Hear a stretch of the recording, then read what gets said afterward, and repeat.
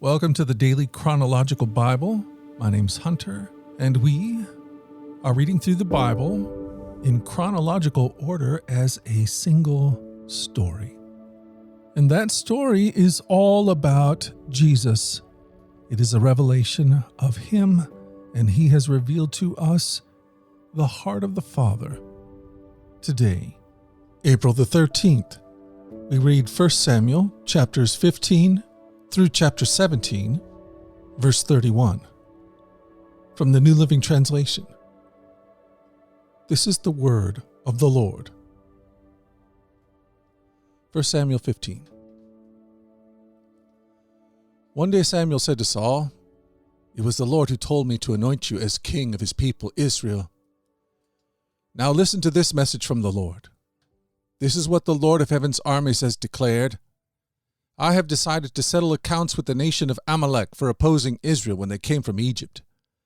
Now go and completely destroy the entire Amalekite nation, men, women, children, babies, cattle, sheep, goats, donkeys, camels." So Saul mobilized his army at Chelaim. There were 200,000 soldiers from Israel and 10,000 men from Judah. Then Saul and his army went to the town of the Amalekites and lay in wait in the valley. Saul sent this warning to the Kenites: "Move away from where the Amalekites live, or you will die with them. For you showed kindness to all the people of Israel when they came up from Egypt." So the Kenites packed up and left. Then Saul slaughtered the Amalekites from Havilah all the way to Shur, east of Egypt. He captured Agag, the Amalekite king, but completely destroyed everyone else.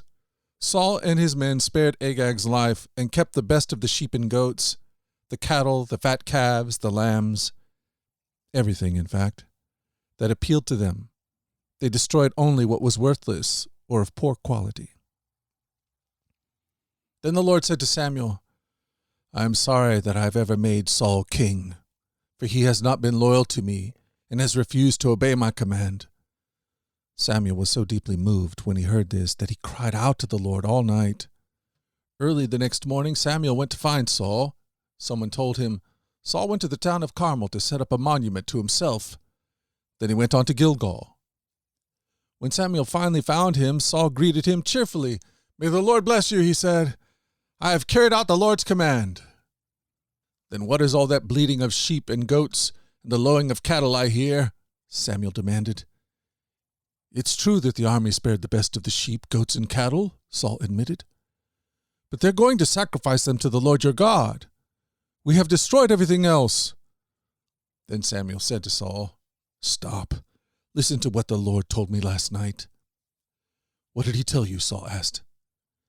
And Samuel told him, "Although you may think little of yourself, are you not the leader of the tribes of Israel?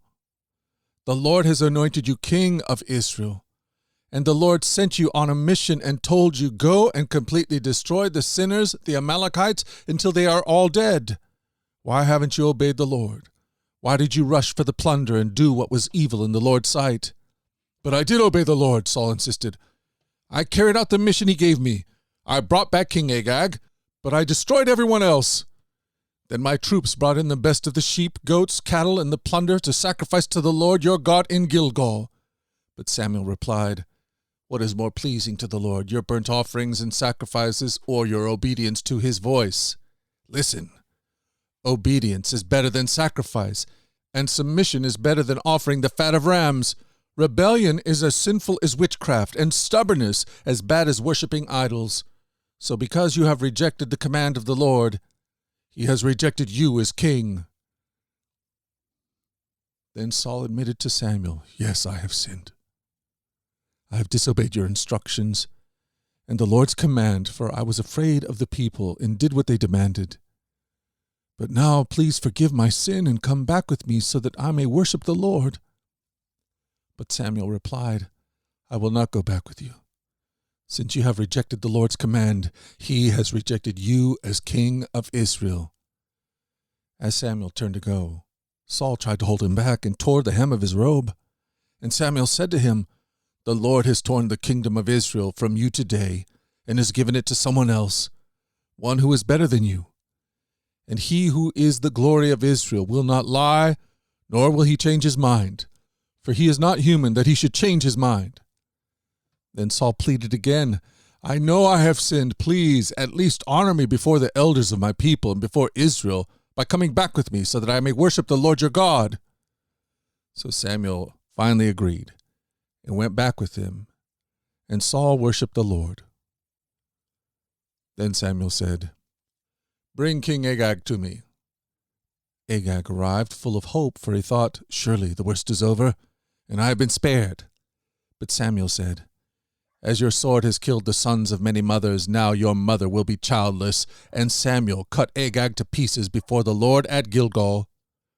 Then Samuel went home to Ramah, and Saul returned to his house at Gibeah of Saul. Samuel never went to meet Saul again, but he mourned constantly for him, and the Lord was sorry he had ever made Saul king of Israel. 1 Samuel 16. Now the Lord said to Samuel, "You have mourned long enough for Saul. I have rejected him as king of Israel, so fill your flask with olive oil and go to Bethlehem. Find a man named Jesse who lives there, for I have selected one of his sons to be my king." But Samuel asked, "How can I do that? If Saul hears about it, he will kill me." "Take a heifer with you," the Lord replied, "and say that you've come to make a sacrifice to the Lord. Invite Jesse to the sacrifice, and I will show you which of his sons to anoint for me." So Samuel did as the Lord instructed. When he arrived at Bethlehem, the elders of the town came trembling to meet him. "What's wrong?" they asked. "Do you come in peace?" "Yes," Samuel replied. "I have come to sacrifice to the Lord." "Purify yourselves and come with me to the sacrifice." Then Samuel performed the purification rite for Jesse and his sons and invited them to the sacrifice too. When they arrived, Samuel took one look at Eliab and thought, "Surely this is the Lord's anointed." But the Lord said to Samuel, "Don't judge by his appearance or height, for I have rejected him. The Lord doesn't see things the way you see them. People judge by outward appearance, but the Lord looks at the heart." Then Jesse told his son Abinadab to step forward and walk in front of Samuel. But Samuel said, "This is not the one the Lord has chosen." Next, Jesse summoned Shemaiah. But Samuel said, "Neither is this the one the Lord has chosen." In the same way, all 7 of Jesse's sons were presented to Samuel. But Samuel said to Jesse, "The Lord has not chosen any of these." Then Samuel asked, "Are these all the sons you have?" "They are still the youngest," Jesse replied. "But he's out in the fields watching the sheep and goats." "Send for him at once," Samuel said. "We will not sit down to eat until he arrives." So Jesse sent for him. He was dark and handsome, with beautiful eyes. And the Lord said, "This is the one. Anoint him." So as David stood there among his brothers, Samuel took the flask of oil he had brought and anointed David with the oil. And the Spirit of the Lord came powerfully upon David from that day on. Then Samuel returned to Ramah. Now the Spirit of the Lord had left Saul, and the Lord sent a tormenting spirit that filled him with depression and fear. Some of Saul's servants said to him, "A tormenting spirit from God is troubling you. Let us find a good musician to play the harp whenever the tormenting spirit troubles you. He will play soothing music, and you will soon be well again." "All right," Saul said, "find me someone who plays well and bring him here." One of the servants said to Saul, "One of Jesse's sons from Bethlehem is a talented harp player. Not only that, he is a brave warrior, a man of war, and has good judgment. He is also a fine-looking young man, and the Lord is with him." So Saul sent messengers to Jesse to say, "Send me your son David the shepherd." Jesse responded by sending David to Saul, along with a young goat, a donkey loaded with bread, and a wineskin full of wine. So David went to Saul and began serving him. Saul loved David very much, and David became his armor-bearer. Then Saul sent word to Jesse asking, "Please let David remain in my service, for I am very pleased with him." And whenever the tormenting spirit from God troubled Saul, David would play the harp. Then Saul would feel better, and the tormenting spirit would go away. 1 Samuel 17. The Philistines now mustered their army for battle and camped between Sakur in Judah, Azekah and Ephes Damin.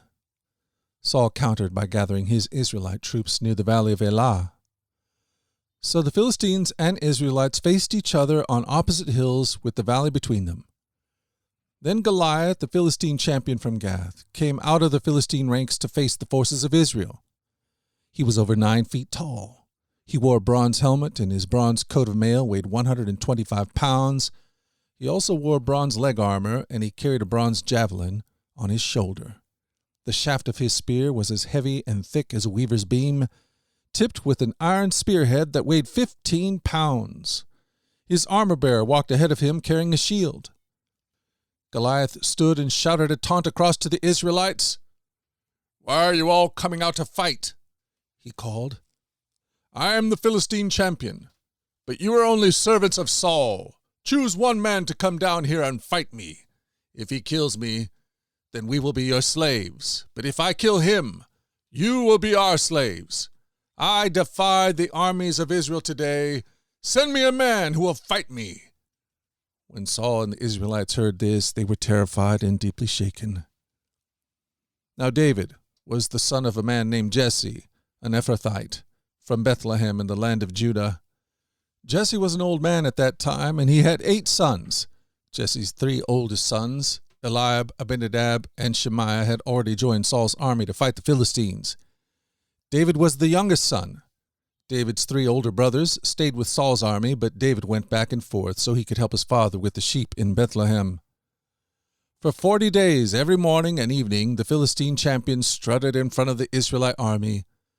One day Jesse said to David, "Take this basket of roasted grain and these 10 loaves of bread and carry them quickly to your brothers, and give these 10 cuts of cheese to their captain. See how your brothers are getting along and bring back a report on how they're doing." David's brothers were with Saul in the Israelite army at the valley of Elah, fighting against the Philistines. So David left the sheep with another shepherd and set out early the next morning with the gifts as Jesse had directed him. He arrived at the camp just as the Israelite army was leaving for the battlefield, with shouts and battle cries. Soon the Israelite and Philistine forces stood facing each other, army against army. David left his things with the keeper of supplies and hurried out to the ranks to greet his brothers. As he was talking with them, Goliath, the Philistine champion from Gath, came out from the Philistine ranks. Then David heard him shout his usual taunt to the army of Israel. As soon as the Israelite army saw him, they began to run away in fright. "Have you seen the giant?" the men asked. "He comes out each day to defy Israel. The king has offered a huge reward to anyone who kills him. He will give that man one of his daughters for a wife, and the man's entire family will be exempt from paying taxes." David asked the soldier standing nearby, "What will a man get for killing the Philistine and ending his defiance of Israel? Who is this pagan Philistine anyway, that he is allowed to defy the armies of the living God?" And these men gave David the same reply. They said, "Yes, that is the reward for killing him." But when David's oldest brother, Eliab, heard David talking to the men, he was angry. "What are you doing around here anyway?" he demanded. "What about those few sheep you're supposed to be taking care of? I know about your pride and deceit. You just want to see the battle."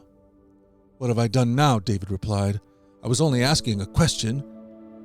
He walked over to some others and asked them the same thing and received the same answer. Then David's question was reported to King Saul, and the king sent for him.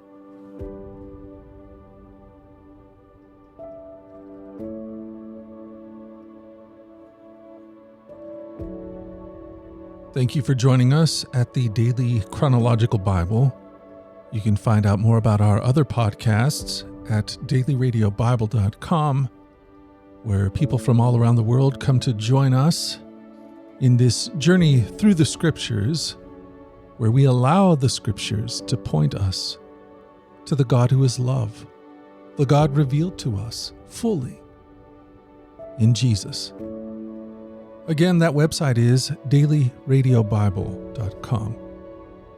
Until tomorrow, let's go forward in God's joy. Let's let His joy be our strength. And let us always remember this, that you are loved.